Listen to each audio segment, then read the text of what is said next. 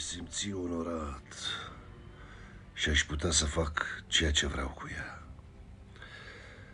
Bă, fraților, am ajuns într-un punct în care declarațiile nu mai sunt reale.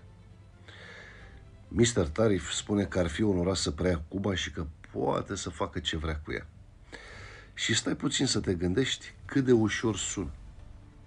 Până la urmă vorbim despre o țară, vorbim despre milioane de oameni, despre un stat suveran și totul este redus la o propoziție spusă atât de lejer ca și cum ar fi vorba despre o afacere pur și simplu. Și cam asta ar trebui să ne dea nouă de gândit. Nu? Pentru că genul ăsta, vedeți voi, genul ăsta de discurs ne arată o mentalitate. Că lumea nu mai este văzută ca niște state independente, da? Ci pe o tablă de joc. Unii mută piese, iar alții sunt piesele. Da? Și nu este doar despre Cuba, mare atenție, nu este doar despre Cuba, este despre felul în care se vorbește și din ce în ce mai des se spune luăm, lovim, controlăm, distrugem, facem, dregem.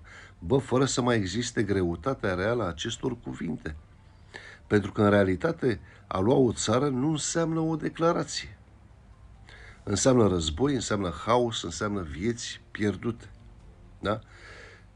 De asta, nu știu, astfel de afirmații nu mai sunt doar exagerări sau glume.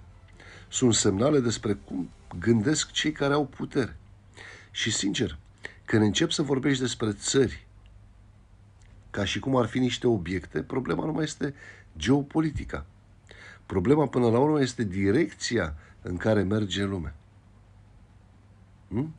Care este părerea voastră? Adică, ce concluzii trageți voi de aici?